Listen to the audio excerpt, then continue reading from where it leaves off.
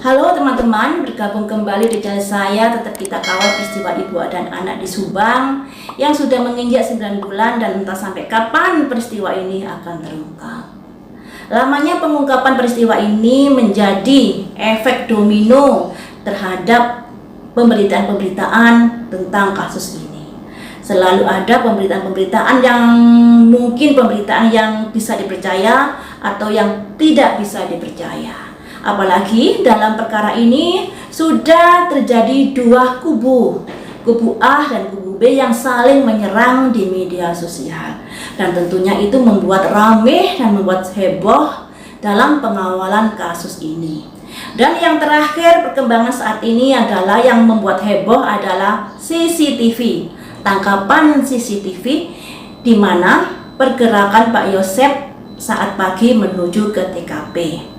Di sebuah akun YouTube menayangkan tangkapan itu dan juga ada jamnya. Akan tetapi sangat disayangkan, seharusnya jam itu satu gambar dengan hasil tangkapan layar. Jadi kalau tangkapan layarnya itu Pak Yosep naik Scoopy, harusnya di situ juga ada tayangan jamnya.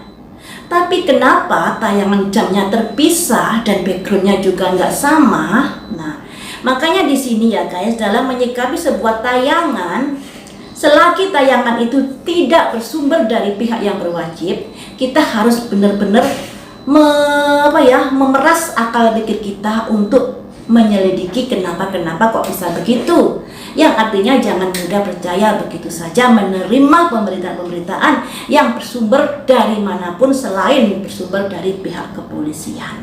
Nah, mari kita ungkap di sini ya. Apa benar sih CCTV yang beredar itu merupakan milik dari alat bukti dari penyidikan? Nah, Sebenarnya kalau kita mau berpikir lebih dalam lagi, kasus ini sudah ditangani Polda Jabar, di backup juga dari Barreskrim Polri.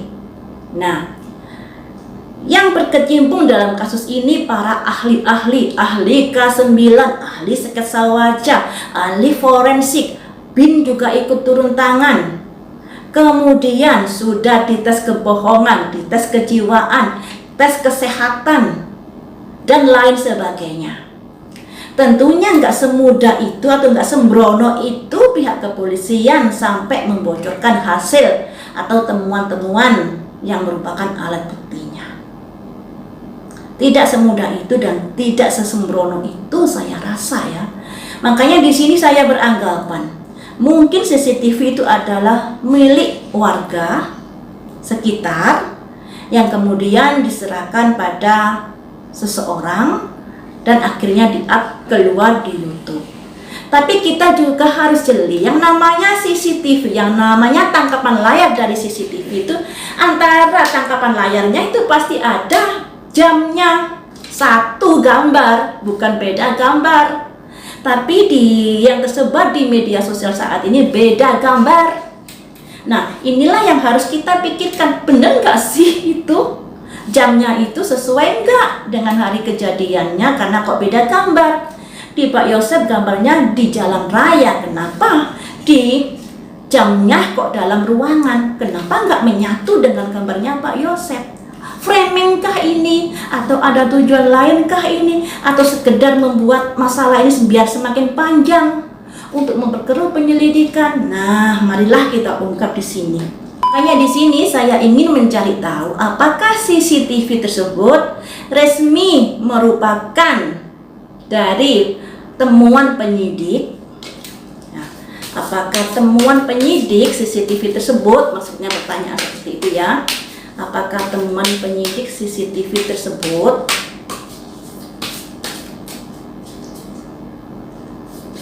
ada simbol inovasi? Inovasi ini temuan. Nah, temuan oleh siapakah? Temuan siapakah CCTV tersebut? Temuan siapakah CCTV tersebut? Ada simbol violet, kabut, kabut. Kalau berkabut tentunya saya rasa dari pihak-pihak yang ada tujuan dalam perkara ini.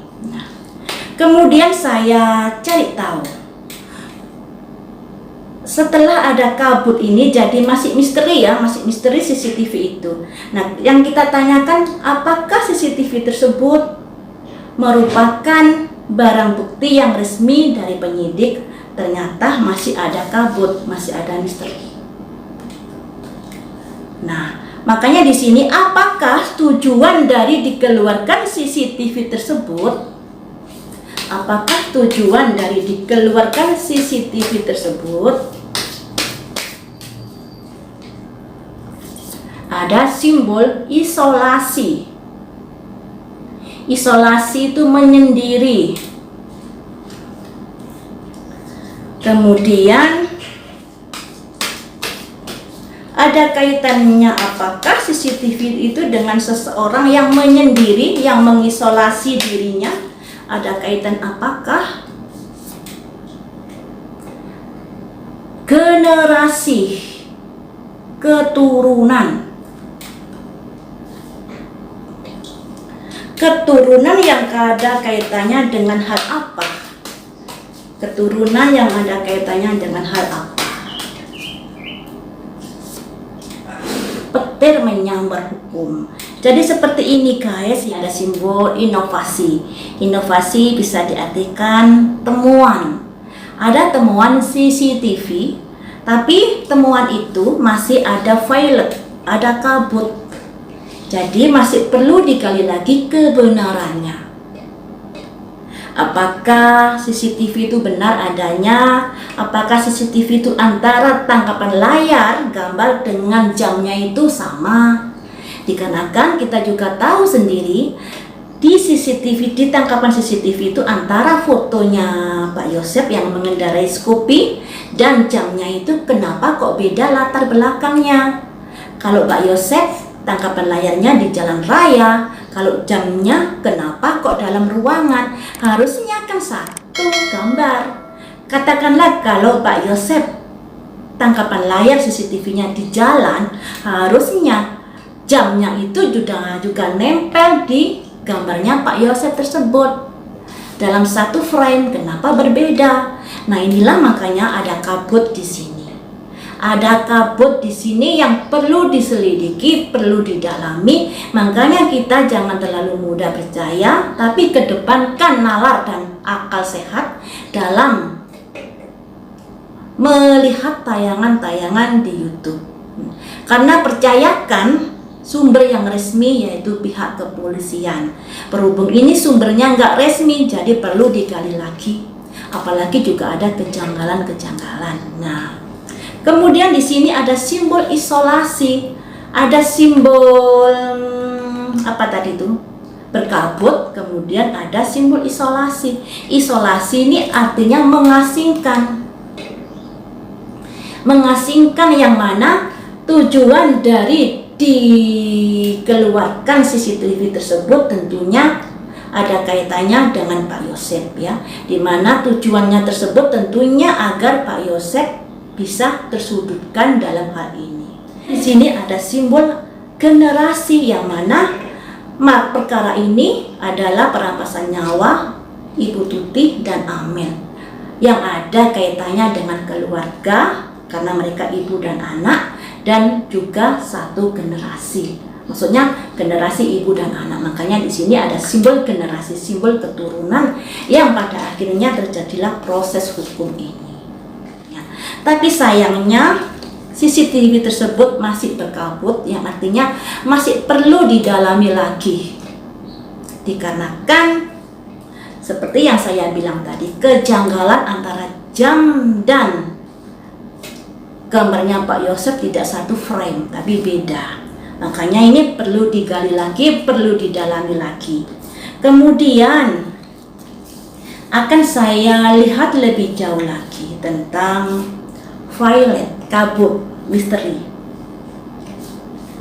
Misteri tentang CCTV tersebut. Misteri CCTV tersebut adakah petunjuk yang bisa diberikan buat kita untuk memecahkan misteri CCTV tersebut? Ya, bulat jadinya. Adakah petunjuk yang bisa diperoleh dari CCTV yang berkabut tersebut? Ada apakah keterangan? Ada simbol insecurity, tidak aman.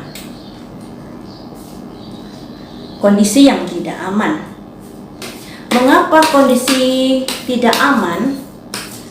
Mengapa kondisi tidak aman? Karena apa? Karena forgiveness, maafkanlah. Oh. Mengapa kamu minta maaf? Karena gratitude. Ada hubungan, ada cinta. Cinta karena apa atau cinta dengan siapa? Sebuah pertanyaan. Sebuah pertanyaan. Pertanyaan yang harus jawaban seperti apa? Jalan buntu. Jadi seperti ini guys. Jadi seperti ini ya. CCTV itu perlu pendalaman lagi. Karena di sini masih penuh misteri, masih penuh tanda tanya. Dan di sini ada simbol seseorang yang insecurity, tidak aman. Dan orang ini meminta maaf. Karena kondisi tidak aman, mungkin ada sangkut pautnya dengan perkara ini. Sangkut paut ini bukan berarti dia pelakunya mungkin mengetahui atau hal yang lainnya. Dan di sini ada simbol forgiveness, maafkanlah saya. Dikeluarkan CCTV tersebut akan membuat perkara ini menjadi buntu. Jadi ada upaya-upaya untuk memperlemah penyidikan dengan dikeluarkan CCTV tersebut. Ada upaya-upaya untuk melemahkan dari pihak kepolisian, di mana kita juga tahu pihak kepolisian sudah berjanji di awal bulan puasa, dan sekarang ini masih pendalaman lagi, dan CCTV itu berharap akan ada kondisi yang agak berbelit lagi dalam pengungkapan kasus ini. Makanya di sini harapannya impes, ada jalan buntu dalam penyelidikan perkara ini. Nah, jadi seperti itu ya teman-teman. Ada simbol forgiveness, seseorang yang meminta maaf karena apa yang sudah dilakukan yang ada hubungannya dengan dikeluarkan CCTV tersebut. Ketika saya mendalami kenapa CCTV itu berkabut, kenapa CCTV itu perlu didalami lagi, ternyata ada orang yang merasa nggak aman posisinya yang ada kaitannya dengan peristiwa ini. Dan orang tersebut minta maaf dan tujuan dikeluarkan CCTV tersebut ada kaitannya untuk perkara ini biar jalan buntu, biar semakin sulit diselidiki, biar semakin mulet di itu saja.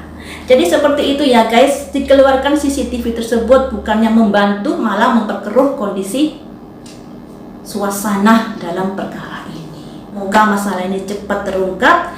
Dan nggak bisa dipungkiri efek domino dari lamanya pengungkapan jadinya ya seperti ini. Temuan-temuan baru yang mungkin sumbernya dari pihak-pihak yang ada kaitannya untuk memperkeruh suasana ini. Agar jalan buntu, jalan di tempat perkara ini. Sampai di sini dulu teman-teman. Kita doakan yang terbaik. Semoga Ibu Tuti dan Amel mendapatkan ketenangan di alam sana dan segera mendapatkan keadilan seadil-adilnya. Dan nggak bisa dipungkiri kita sangat greget banget dengan si pelaku ini, karena nggak bisa dipungkiri juga ya, otaknya sangat encer mulai dari awal hingga saat ini sampai 9 bulan belum kelar-kelar perkara ini. Jadi ini merupakan tantangan pihak kepolisian. Jangan sampai kalah pinter dengan penjahat ya, jangan sampai kalah pinter dengan pelaku-pelaku. Nah, kita semangati pihak yang berwajib untuk tetap mendalami penyidikan ini. Nggak apa-apa lambat ya, asal terungkap. Asal pihak kepolisian tidak putus asa dalam menyelidiki perkara ini. Sampai di sini dulu teman-teman, lain waktu kita sambung lagi dengan prediksi yang lainnya. Tetap semangat untuk mengawal